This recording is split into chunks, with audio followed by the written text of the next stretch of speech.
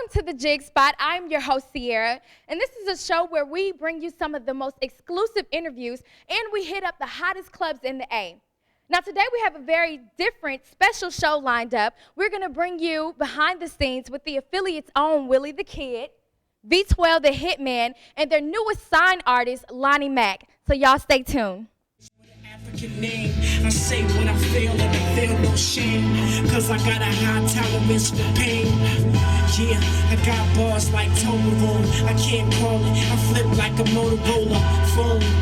Willie magnificent, it's natural, not an accidental incident. I put niggas on Vixident, or depends, it depends where the bullets went. Thank you all for joining us today here on the Jigg Spot. I'm here with our artist, the infamous Willie the Kid. Yeah. Nice to meet you. Nice to have you on the set today. Good to be here, for sure. So we definitely want to look into a few things with Willie the Kid and some of the albums that he's already done, some of the albums that he's had out. So for all of us that don't know Willie the Kid, can you tell me a little bit about you? Where are you from originally? I'm from West Michigan, Grand Rapids, Gunville, Michigan, you know what I'm saying? The hometown of Floyd Mayweather, the champ, you know what I'm saying? Al Green, you know what I'm saying? The legend, you know what I'm saying? Making quality street music for a long time out of there. Grand Rapids is like, if you look at Michigan, it's the state is shaped like a glove, you know what I'm saying? Like Detroit is over here, and Grand Rapids would be like right there. So, and Chicago's like right there. So it's right between Chicago and Detroit, you know what I'm saying? So, we know the musical history of Detroit from the Motown era, you know what I'm saying? Definitely. And the potency of the music coming out of Chicago over the years. So it's a little bit of that mixed together, you know what I'm saying? It's the Midwest, so it's influenced by the South, it's influenced by the West, and also by the East. So it's a great place to be from to create this music. Okay, definitely. So I guess your environment's had a major impact on you and some of the pursuits that you've decided to take in music. Is there anybody else that might have inspired you to pursue music on your own? My brother Lot, you know what I'm saying?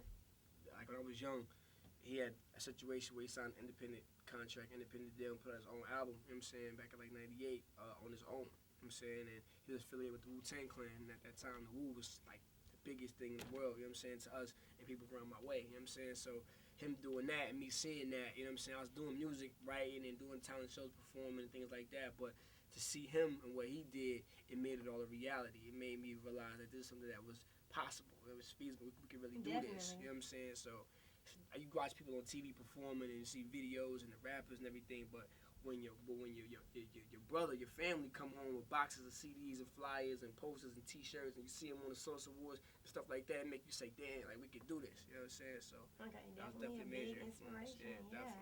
definitely. Is there anybody else that has inspired you, or is there any doors that your brother has helped open for you?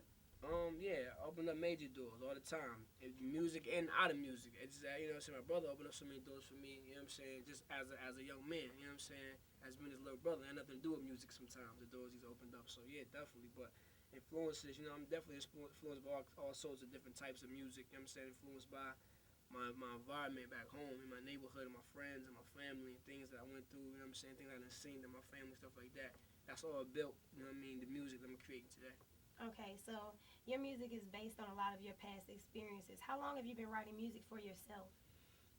As long as I can remember, honestly. I remember being kindergarten, first grade, you know what I'm saying? And we used to take, like, we would get a boom box. My cousin had a boom box for Christmas. So we took the boom box, we had a pair of headphones, and the boom box had, like, two, like, slits in it, like, openings. Yeah. And they were, like, microphones built into the boom box. Took some headphones, and we broke the headphones in half and took one of the ear parts, and taped it to one of the mics and wrapped it to the other mic. And then put the blank tape in there and hit record, and you could record, and the beat would play through one set of headphones, and then you could do audio on the other, and through the other mic jack. Well, that shows a lot of So interest. that's as long. I'm telling you, I'm saying that to say I've been doing it for a long time, taking it serious for a long time. You know what I'm saying? And back then everything was off the head freestyle. You know what I'm saying? Actually, when I seen my brother creating his music when I got a little bit older, that's when I started actually writing it down. You know what I'm saying? And that's when it took on a whole new structure as far as putting songs together, 16-bar verses and 4 8-bar hooks and things like that. You know what I'm saying? Organizing and arranging songs, stuff like that. Before it was just beats and raps, rapping over the beat. You know what I'm saying? I got more structure with my approach and song titles and stuff like that. Choruses, bridges, things like that later on. Okay, so I see that you haven't been in Michigan all your life. Of course, you moved to Atlanta, Georgia, the capital of my lovely state here. Yeah, Georgia. What made you move to Georgia? Was it the music that brought you here, or something else that you were trying to pursue? It was the music and also education. I wanted to pursue education down here and do music. I wanted to go somewhere where I could do both. You know what I'm saying?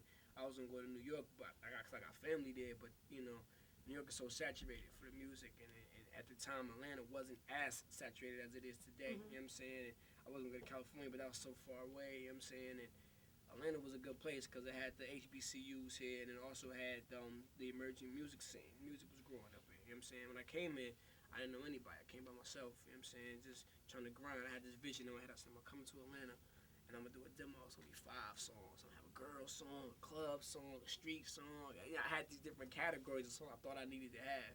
And once I get those songs done, I was gonna shop it in Atlanta and get a record deal. That was my plan. You know what I'm saying? But it took a more scenic route. You know what I'm saying? A more route where I learned more about the business, where I learned more about the game, the way the music works. I developed myself as an artist even better with the approach I ended up taking for itself. So everything was a good situation. I met Don Cannon. He brought me to DJ Drama.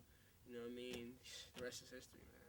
So you met Don Cannon and Aphilliates how? Networking through college parties or through people that you knew? I want to clear it up too. I didn't meet the Aphilliates. I met Don Cannon, DJ Drama, and Sense. They were just all guys DJing parties in Atlanta. The word Aphilliates didn't even exist at the time when I met them. There was no such thing as the Aphilliates when I met them. So I've been saying that to Saturday Night Brothers for a long time. I knew him when we just were trying to make money. We was piecing up to get a pizza, you know what I'm saying, some DVDs and, and do our thing. Like, it wasn't even like that, you know what I mean? When I first met him, we used to rap at Drama Crib in the bathroom. We used to put a church sock on the mic as a filter. I mean, like, for real, like, these were the humble beginnings. Like, before all of this, before the 8 chains and the record deals and the big studios, before all of this, we just was putting it down, you know what I'm saying? So, me and Don was doing music. Don always had some beats for me. Don's been an incredible producer since I known him. You know what I'm saying? He always had a lot of tracks, and I put my rhymes on the tracks, and we're making music.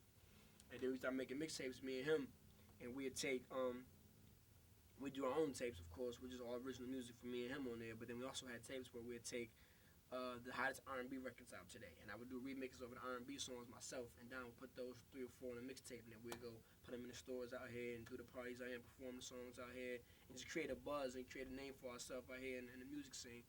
And Drama's running around out here hustling like he does today. I've always been putting it down like that. He had a couple mixtape series. He had his Neo Soul mixtape series he did called Automatic Relaxation. But he also had another mixtape series where he featured more lyrical prowess from the South artists, you know what I'm saying? And the banging beats and the attitude and the swag of the South, just the monsters, you know what I mean? Just the impact that before it became as big and commercial as it is today. Let me know. Drum saw it way ahead, you know what I mean? He's putting the best of the best from the South on these mixtapes, and that was called Gangsta Grills, you know what I'm saying? So when that grew and matured, you know what I'm saying, became even bigger, you know what I'm saying? It took everybody to a whole nother level, and I was already written in as the artist for the Aphilliates Music Group during that time.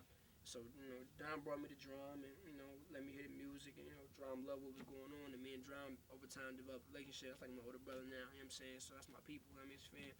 He always told me, like, yo, when everything pick up and we get in the right direction, so we bigger than mixtapes. When we put out albums one day, you know what I'm saying? I want you to be the face of the record label, Aphilliates Music Group, you know what I'm saying? At the time, it wasn't as promising, you know what I'm saying? We was in the bathroom rapping, you know what I'm saying? So it didn't seem as promising, but I'm a loyal guy. I mean, I believe in grassroots hustling. I believe in getting things from the bottom and building it up and making it into something, you know what I'm saying? So I stayed down with my homies, man, you know what I'm saying? And here we are today. Absolute Greatness in stores September 30th, you know what I'm saying? DJ Drama Gangsta Grills out in stores right now. Gangsta Grills 2 will be out Christmas 08, you know what I'm saying? It's crazy, man.